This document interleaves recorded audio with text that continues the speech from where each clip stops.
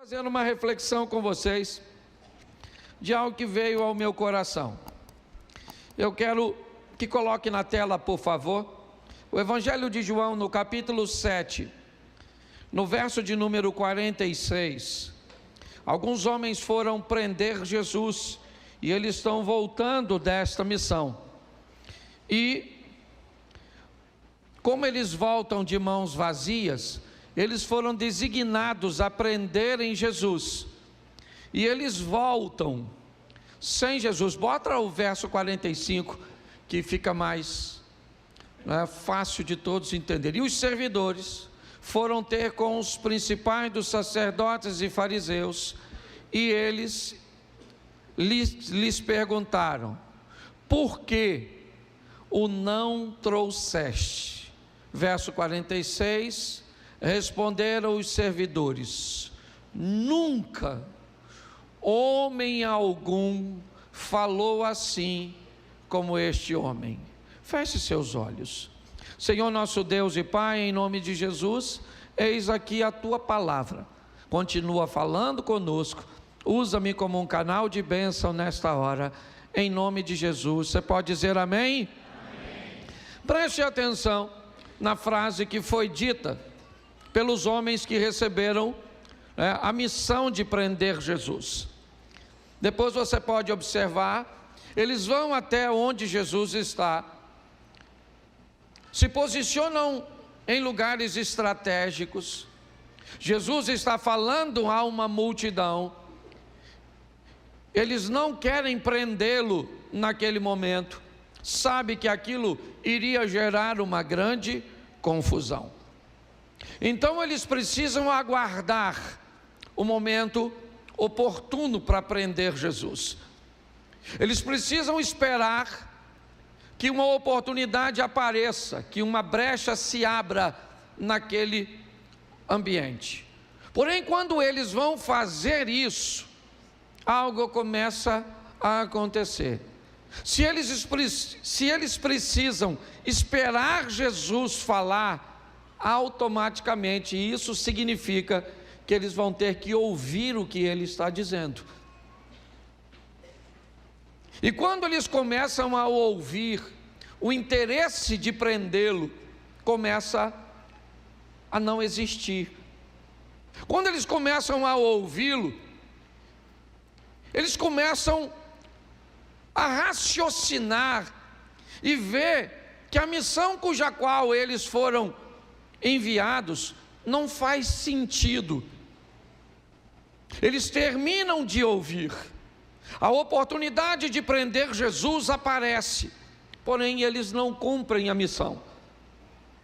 Eles voltam decididos que não vão prender Jesus, não porque não podem, não porque não conseguem. Eles decidiram que não faz sentido prendê-lo. Então eles voltam àqueles que os enviou, e assim que eles estão chegando, os homens notaram: está faltando alguém neste grupo. O que aconteceu para que vocês não o prendessem? Provavelmente a resposta que eles esperavam era: olha, não apareceu oportunidade. Olha, ele estava cercado pelos seus discípulos que estavam em maior números. Olha, nós não conseguimos porque ia gerar um grande problema. Eles poderiam até mesmo mentir, mas eles acabaram de ouvir a palavra do Salvador. Não faz sentido sair da presença de Jesus um mentiroso. Não faz sentido sair da presença de Jesus um dissimulado.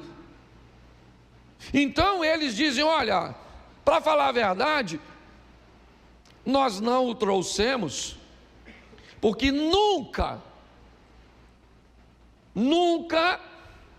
um homem falou assim como este homem.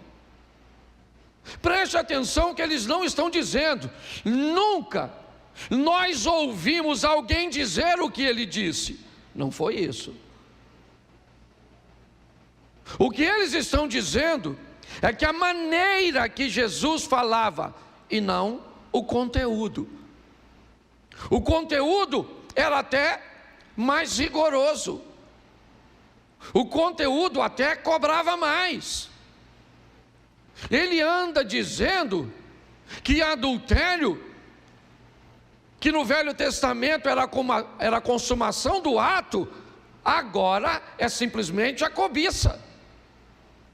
Ele está dizendo, ou pelo menos anda dizendo, que não matarás nos 10 mandamentos, agora deu lugar a irar contra seu irmão, pois Jesus está dizendo coisas mais duras, coisas mais severas, é verdade. O que ele traz consigo é algo extremamente rigoroso. Então não é o que ele está dizendo, pelo menos foram o que esses homens disseram. Ninguém nunca disse isso, ninguém nunca falou o que ele fala, não é isso. O que eles disseram é ninguém, como ele fala. Pautado nisso, me veio o interesse de ver não apenas como ele falava, mas o que ele começou falando. Em algumas Bíblias, você talvez pode ter uma dessas, tudo aquilo que Jesus disse vem em vermelho. Não sei se você tem uma Bíbliazinha dessa, mas algumas Bíblias trazem consigo, certo? Essa possibilidade de você abrir e está lá todas as vezes que Jesus falou, está na Bíblia em vermelho. Eu tenho uma dessas e peguei porque isso me interessou para eu dividir com você hoje.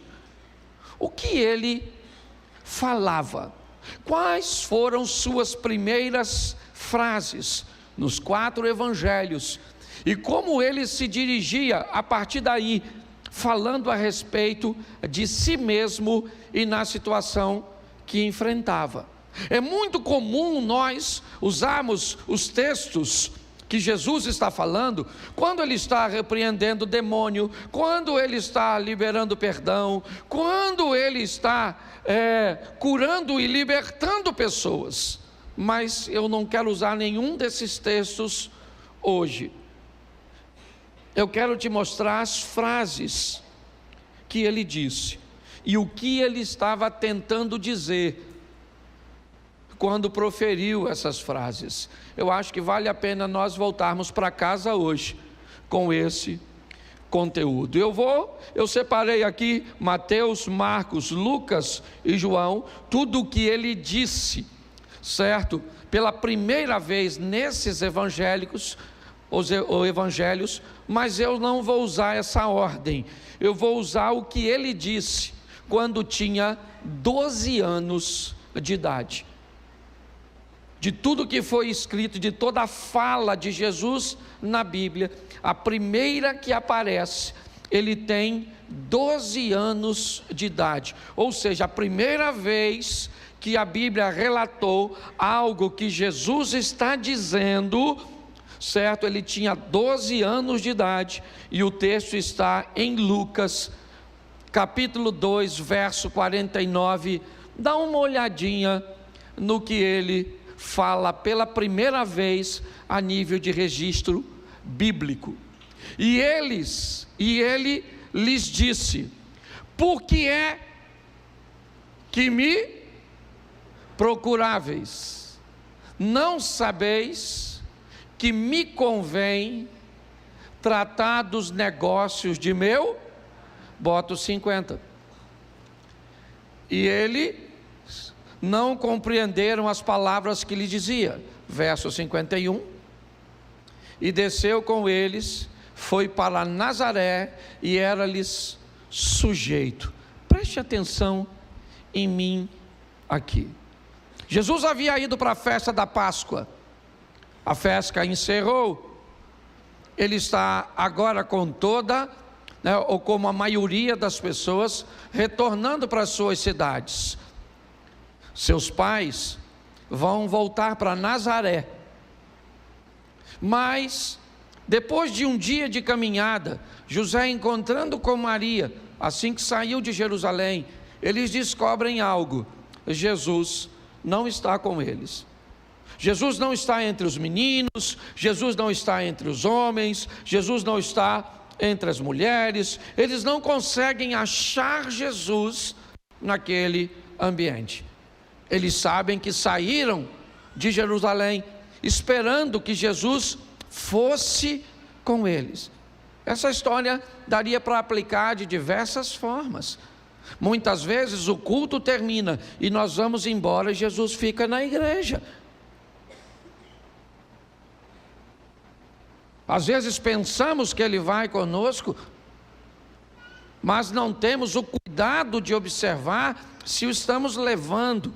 E basta sair da igreja no carro, uma confusão já começa. No lugar que paramos para comer, já vamos estar envolto num ambiente cujo qual Ele não frequentaria. Vamos chegar em casa e vamos descobrir que Jesus não foi conosco para casa.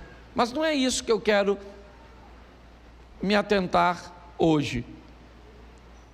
Eu quero mostrar a vocês o que Jesus ficou fazendo, e é isso que Ele vai falar.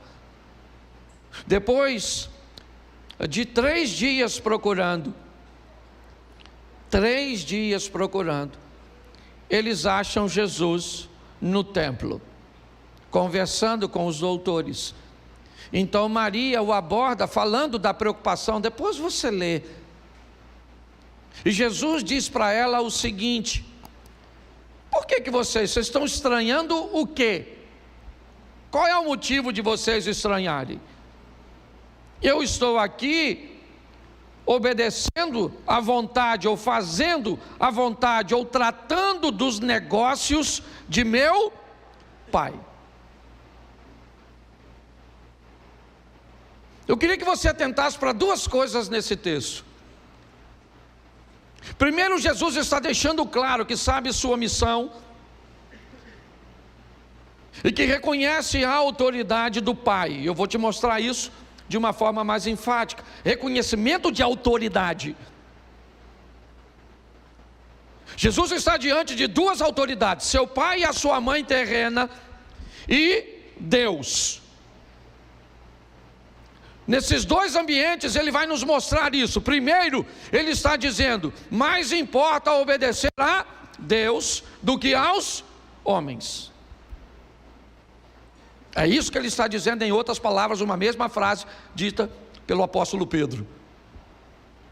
Mas mais do que isso, eu estou aqui obedecendo, cumprindo a missão, porque eu saí do céu para cumprir esta missão. Então eu estou aqui tratando e reconhecendo que as coisas do Pai são mais importantes do que as coisas desta terra. Mas logo em seguida, o texto diz: ele baixou a cabeça, foi para casa e lhe era sujeito. A primeira coisa que Jesus vai mostrar em suas palavras, em suas atitudes, é o reconhecimento do céu, da prioridade do céu, de fazer a vontade de Deus. Mas segundo, o reconhecimento da autoridade de seus pais, daqueles que estão sobre ele. Não se esqueça que ele é o próprio Deus, sendo cuidado por homens, por seres humanos. É o divino sendo cuidado por um indivíduo carnal, e ele não tem problema nenhum de obedecer a essa hierarquia. O texto diz: ele ficou quieto, foi para casa e lhe foi sujeito. Obedecia seu pai e a sua mãe. Talvez isso nos mostre porque ele foi bem sucedido. Talvez essa seja uma grande lição de Jesus para todos nós, que muitas vezes não atentamos. Que uma das melhores maneiras de sermos bem-sucedidos nessa terra é obedecermos aos nossos pais. É o reconhecimento de autoridade. Você quer o segundo texto? Eu vou dar para você porque é rapidinho. Capítulo de número 3, verso de número 15. Agora ele tem 30 anos de idade, de 12 para 30, 18 anos depois, a Bíblia volta a falar, certo? De uma frase que ele disse, Mateus 3:15. Mateus capítulo 3, verso 15. Jesus, porém, respondendo, disse-lhe: deixa por agora, porque assim nos convém cumprir toda a justiça. Então ele o permitiu. Preste atenção, porque novamente Jesus vai falar de autoridade. Ele agora tem 30 anos de idade, assume a maior idade na cultura judaica, e ele então agora vai caminhar até João Batista, que está batizando no Jordão. Quando Jesus se aproxima, João o reconhece. Aliás, João já o havia reconhecido quando o encontrou pela primeira vez. Assim que Jesus entrou na sua casa, no ventre de Maria, João o reconheceu ainda no ventre de Isabel. Quando João vê Jesus, Jesus vai até ele, e João está batizando os outros. E Jesus vai até ele para ser batizado, e João fica desconfortável. João não quer batizar Jesus. Mas preste atenção, Jesus vai iniciar seu ministério. Ele já era alguém obediente a Deus, a autoridade de Deus. Ele já era alguém obediente à autoridade de seus pais. Mas a autoridade agora espiritual que Deus colocou é João Batista. Mais uma vez Jesus vai mostrar o que é o reconhecimento à autoridade. João diz: não, está errado, eu não posso te batizar. Mas Jesus disse: deixa por agora, é assim, João, porque assim nos convém cumprir a justiça. Deus colocou você neste momento sobre mim, e eu não tenho nenhum problema. Preste atenção.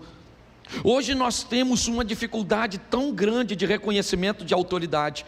Hoje nós vemos tantas pessoas com tanta dificuldade de reconhecer a autoridade do chefe, a autoridade do patrão, a autoridade do mais velho, a autoridade do professor, a autoridade do pai, a autoridade do pastor, a autoridade do policial, a autoridade do político, a autoridade. Hoje nós vivemos uma crise de reconhecimento de autoridade. Somos cristãos, então vamos lá, vamos reconhecer a autoridade de Deus. Estou aqui tratando os negócios de meus pais, tá bom, tratou, vamos embora para casa. Então tá bom, vou reconhecer a autoridade de meus pais. Não interessa se ele é Deus ou não. Aliás, nesse momento ele não é Deus, ele é um ser humano.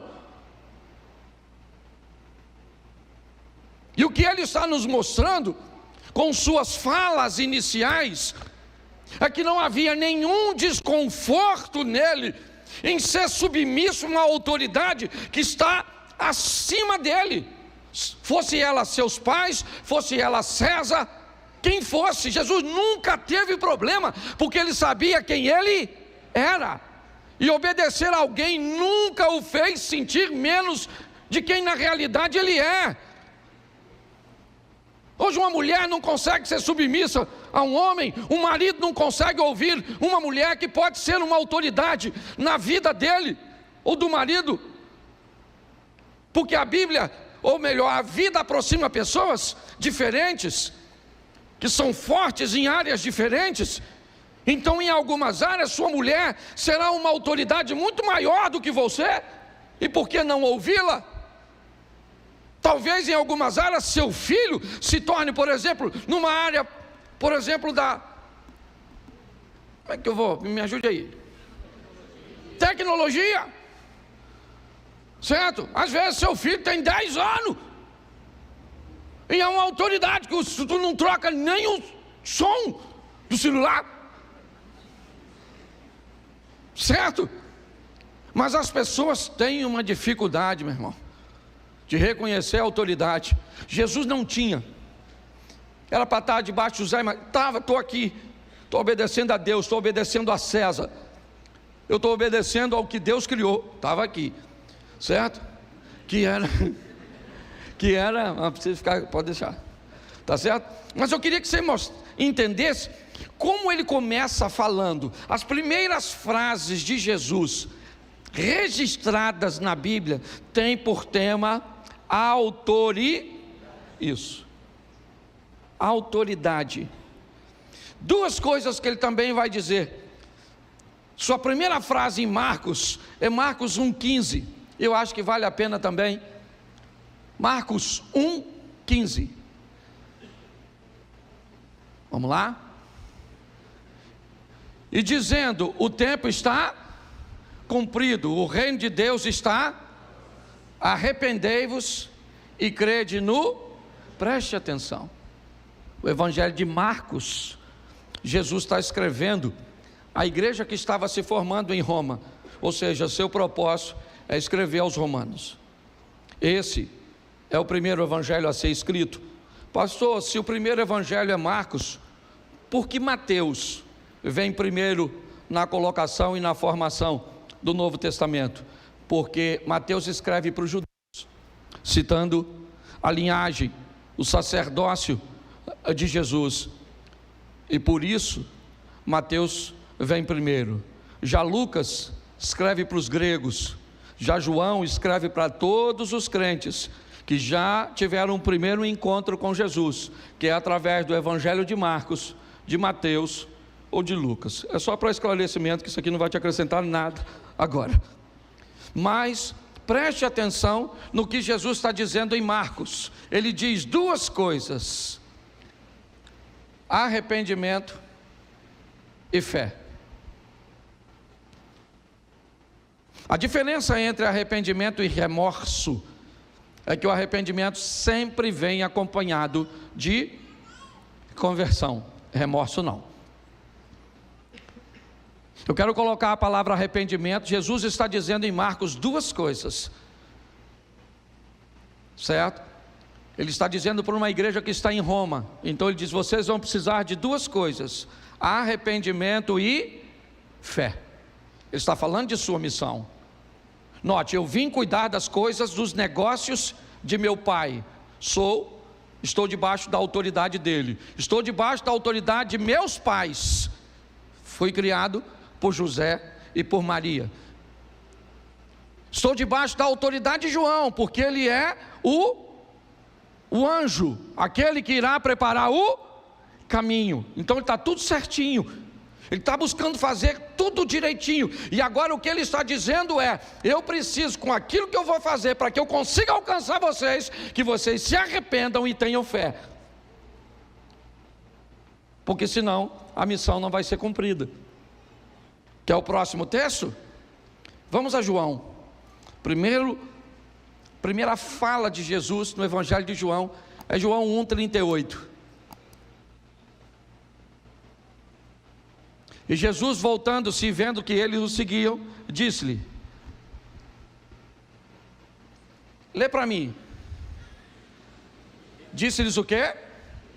Isso. Quando você vai ver a Bíblia, a única coisa que vai estar em vermelho é: que buscais. Desse texto todo aqui que você está lendo, a única coisa que Jesus disse foi o quê? Que buscais. Só isso. No Evangelho de João ele está fazendo uma perguntinha só. A primeira pergunta dele é: o que vocês estão buscando em mim? Note que em Marcos ele diz: arrependam-se e tenham fé. Mas agora em João ele diz: o que vocês estão buscando em mim? É cura? É libertação? Vocês estão querendo pagar uma dívida? Vocês estão querendo resolver um problema no casamento de vocês? Qual o motivo? Por que é que vocês estão me buscando? Quais são as expectativas que você tem em torno de se relacionar comigo? Para que vocês me querem? É isso que ele está dizendo. Preste atenção, porque um texto ele vai completando o outro. Eu li, porque eu separei aqui, 10 frases ditas por Jesus. A primeira é o reconhecimento de autoridade de Deus e de seus pais em Lucas 2. A segunda é o reconhecimento da autoridade de João Batista sobre ele, Mateus 3:15. Depois é ele falando da sua missão em Marcos 1:15, onde ele fala de arrependimento e fé. A quarta está em João 1:38, onde ele pergunta: o que vocês estão buscando? Vocês vieram à igreja para quê? O que vocês querem comigo? O que vocês estão querendo comigo? É isso que ele está perguntando. No Evangelho de João, a história começa assim: o que você está buscando em mim? Eu acho que vale uma reflexão. Mas quando ele sai de João 3,15, Jesus diz 3 frases. Como eu disse 10, eu já li 4, vou ler mais 3 agora. Bota para mim Mateus, vou ler todas elas em Mateus para ficar fácil. Mateus 4:4. Mateus: ele, porém, respondendo, disse o quê? Ele disse o quê? Ele disse o quê? Verso 7.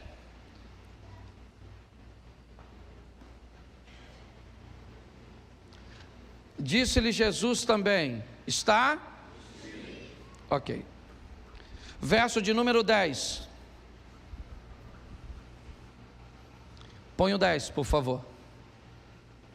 Então, disse-lhe, preste atenção, na minha Bíblia, e na sua, se você tiver, aqui ó, então, disse-lhe Jesus, está escrito de preto, ok? Ele começa a falar agora: vai-te, Satanás, porque está, preste atenção no que eu vou lhe dizer agora.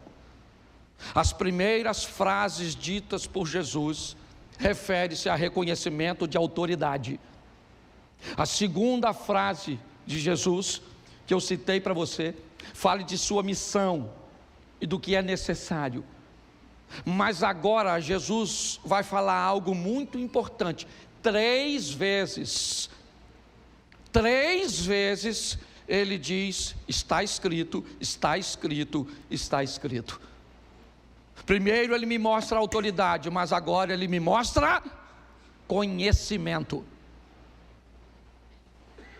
As 3 frases ditas por Jesus agora são para combater uma coisa, sabe o que?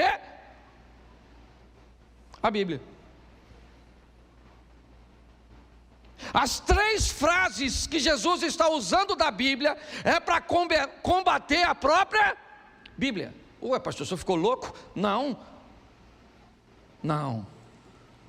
Jesus está me mostrando agora que se eu quero ser bem sucedido, eu tenho que conhecer tanto a verdade, que se alguém me contar essa verdade de uma forma equivocada, eu sou capaz de identificá-la. Sabe qual é o problema nosso? Ou da grande maioria? Nós conhecemos o evangelho que os outros leram. Alguém leu, veio aqui, falou, e você nem sequer conferiu. Preste atenção, 3 versículos agora. Jesus está sendo tentado por Satanás. É uma guerra de conhecimento.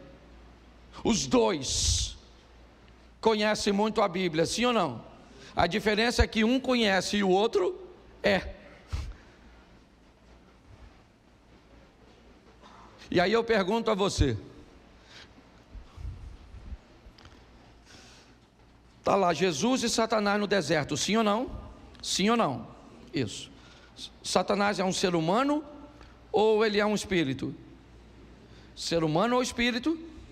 Jesus é um ser humano ou um espírito? Jesus é um ser Então Jesus é um humano conversando com um ser espiritual, se é que eu posso chamar celestial. Tá certo? Sim ou não? Qual é a diferença entre os 2?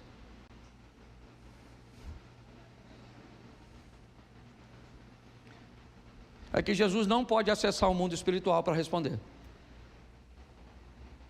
Se Jesus disse está escrito, é porque ele leu. Se Jesus disse está escrito, foi porque ele estudou. É importante nós entendermos isso. O que ele está fazendo é, Satanás diz, você tem fome? Diga a essas pedras que se tornem em pães. E sabe o que Satanás diz? Está escrito. E Jesus diz, mas também está escrito, nem só de pão viverá o homem. Se tu conhece a Bíblia, Satanás, eu também conheço, maluco. Vai ficar ruim a guerra. O diabo falou, beleza, tá certo. Certo? Então vamos aqui. Por que você não se joga do pináculo do templo? Porque está escrito lá na Bíblia que o Senhor Deus dará ordem aos seus anjos a seu. Está escrito, disse o Satanás. Sabe o que Jesus disse? Mas também está escrito. Não tentarás o Senhor teu Deus. O Satanás falou, caraca, maluco. Pô, tá ruim de dar uma volta nesse cara. Já usei 2 textos. Pô, vamos fazer o seguinte, cara. Ó, ao invés de você sofrer, morrer, cuspir no você, vamos escolher um bandido ao invés de você. Ó, se tu, olha só que beleza, se tu se prostrar e me adorar, eu te dou tudo isso. Jesus falou, ô Satanás. Bom, Satanás, você pode ir embora, porque está escrito, somente ao Senhor teu Deus servirás, somente a Ele adorar.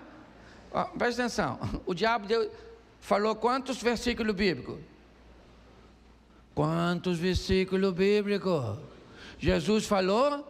Isso aí. Poderia dizer que ele é flamenguista? Brincadeira, não cabe nem na hora, tá certo? Tirei a espiritualidade do culto. Mas escute só. Pare e pense. Quantos versículos são suficientes para persuadir você? Para dizer para você e convencer você que qualquer tipo de amor é válido. Quantos? Quantos versículos são suficientes para você, para dizer que você pode xaropar e manguaçar, que depois recebe asa? Só se for de Ícaro. Para se lascar. Quantos? Jesus utiliza agora 3 textos falando de seu conhecimento, porque ele estudou, entendeu? Se Jesus usou o poder dele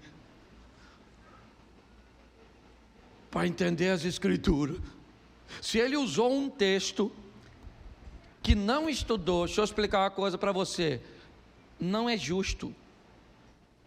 Não é.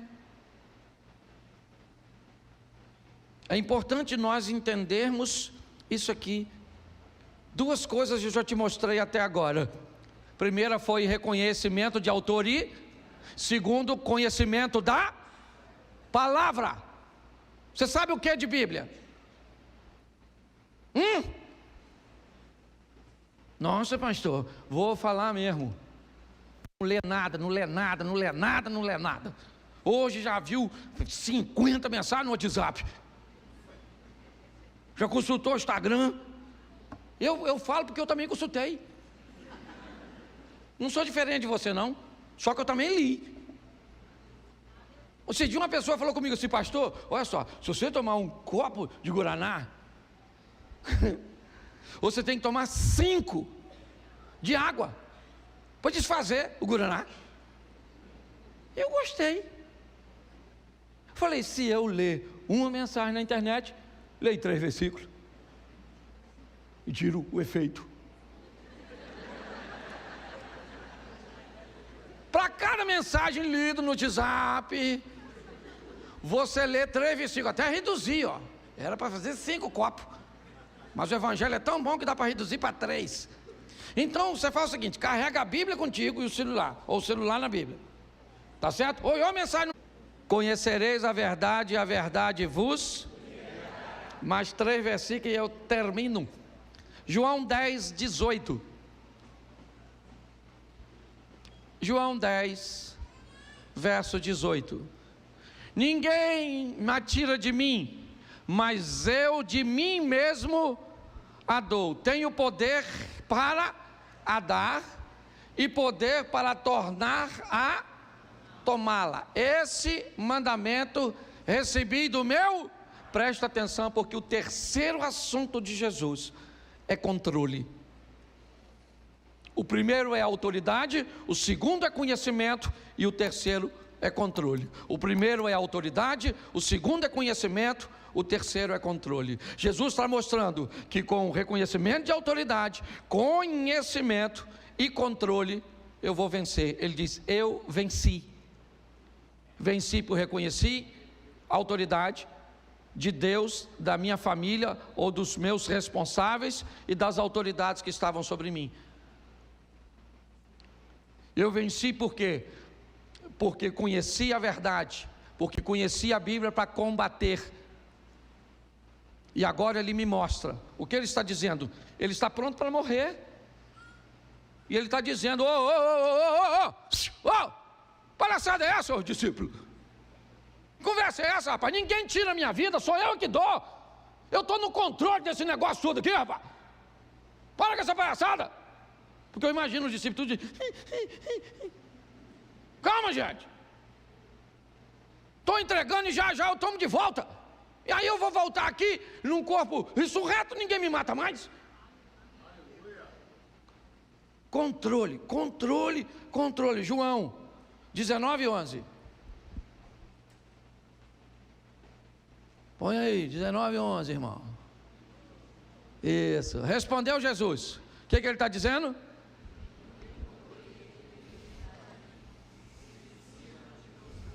Presta atenção, porque isso aqui arrebenta na nossa cabeça. Perdoe a adaptação que eu vou fazer agora, mas eu tenho que fazer. Tá bom? Deixa que eu leio para não ofender ninguém. Lula: nenhum poder terias contra mim se de cima não tivesse dado. Bolsonaro: nenhum poder teria contra mim se de cima não te fosse dado. Papai e mamãe: nenhum poder teria contra mim. Deixa eu falar uma coisa para você. Jesus está dizendo o seguinte para Pôncio Pilatos. Pilatinho, sabe o que Pilato falou para Jesus? Encheu o peitinho. E falou: ô Nazareno, estão querendo lascar você. E aqui nessa jossa quem manda sou eu. Fala comigo agora, ô Nazareno, porque eu livro você da morte. Eu sou Pôncio Pilatos. Jesus falou: Pilatinho, sabe de nada, vai lavar a mão, miserável. Ô Pôncio, nenhum poder tu teria, cara. Tu só está onde está porque meu pai deixou. Sabe o que Jesus está dizendo? Ô camarada, quem está no controle de tudo aqui sou eu. Sabe o que ele disse? É-me dado todo o poder no céu e... Eu acabo com isso tudo agora, rapaz. Oh, as pink cérebro, meu Deus do céu.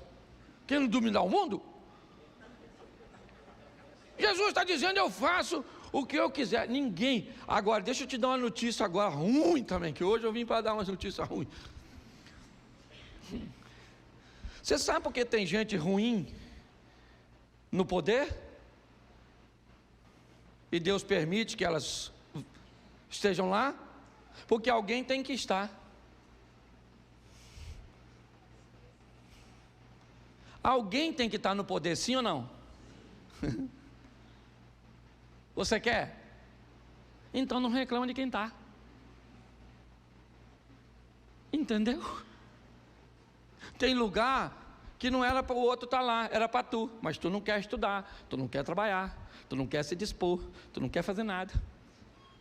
Aí fica reclamando do outro que está lá. Alguém vai ter que ocupar o lugar, querido. Entendeu? Acabou. Eu já tive aqui gente, certo? Que entrou aqui e falou: pastor, feliz ao nosso partido, eu vou financiar uma campanha para o senhor a senador, aqui dentro desse estabelecimento.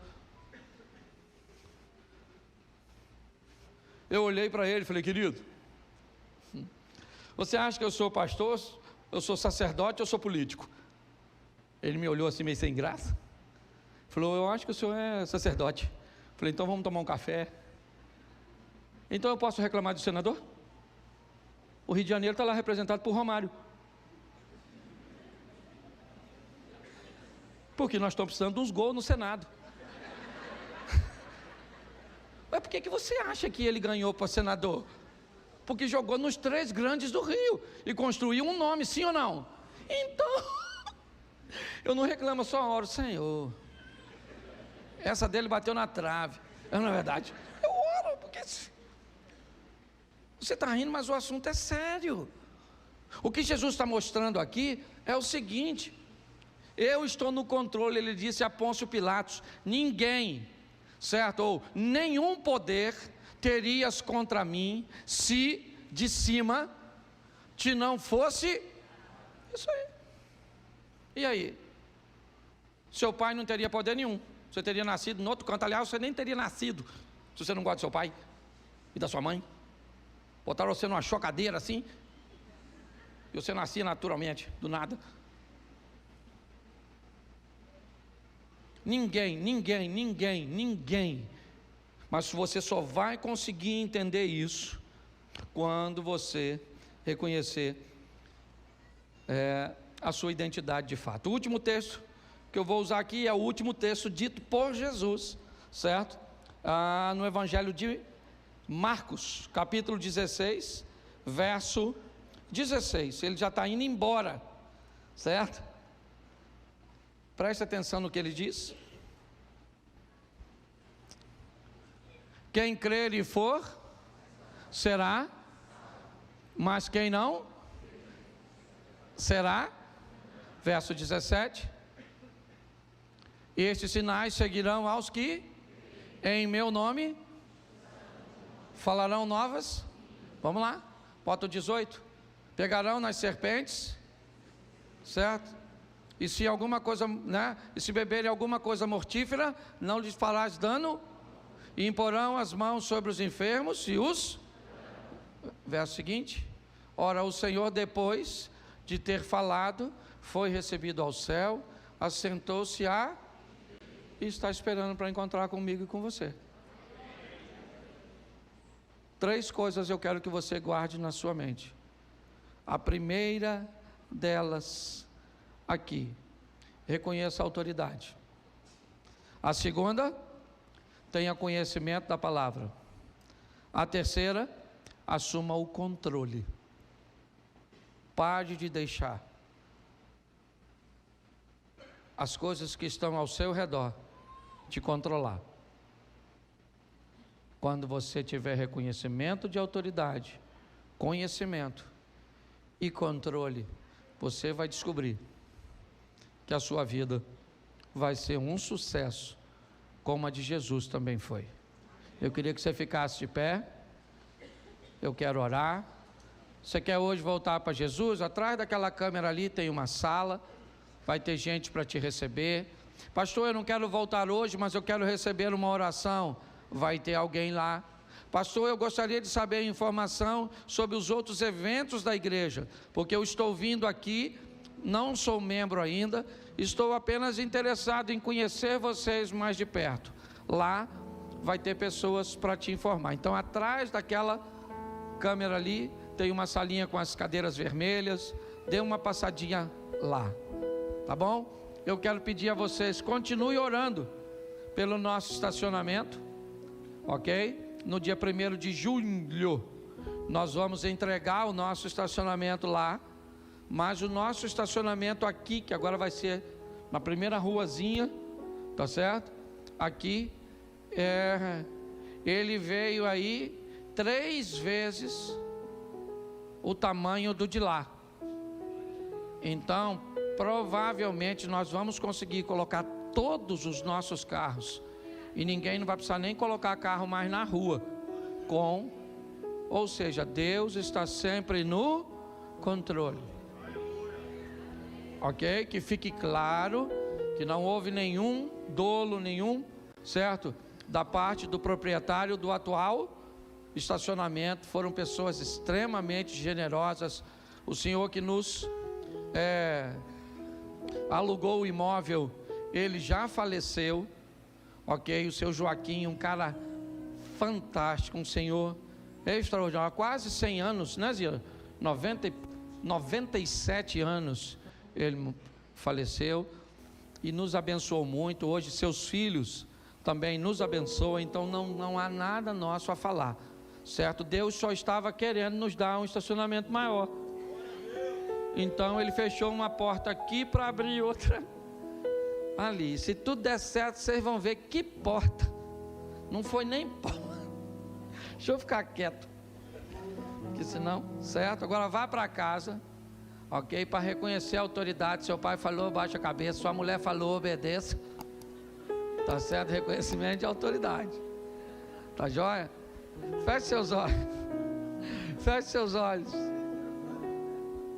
Pai, muito obrigado por essa noite, por esse ambiente tão agradável. Muito obrigado pelos ensinos da tua palavra. Que nós possamos entender sempre e reconhecermos as autoridades que estão sobre nós, pois isso só nos faz bem e não mal. Que possamos conhecer a cada vez mais a tua palavra. Se vamos entender no momento, se vamos saber quando nós vamos usá-la, ninguém sabe, mas no momento oportuno, teu Espírito Santo nos faz lembrar daquilo que lemos. Então vamos ler, e quando necessitarmos, vamos lembrar e poder utilizar. E vamos assumir o controle e entender que tudo está em tuas mãos. Que tenhamos uma semana de vitória, que tenhamos uma semana onde a prosperidade, a paz faça parte de todos os nossos momentos. Sabemos que teremos aflições também a enfrentarmos, mas sobre elas somos mais do que vencedores. Leva-nos guardado por tuas boas mãos poderosas. Livra-nos do homem mau, do acidente. Que essa seja uma semana de boas notícias e de bons negócios. Que o grande amor de Deus, nosso Pai, a graça de nosso Senhor e Salvador Jesus Cristo e as doces consolações do Santo Espírito de Deus seja para com todo o povo do Senhor. Todos digam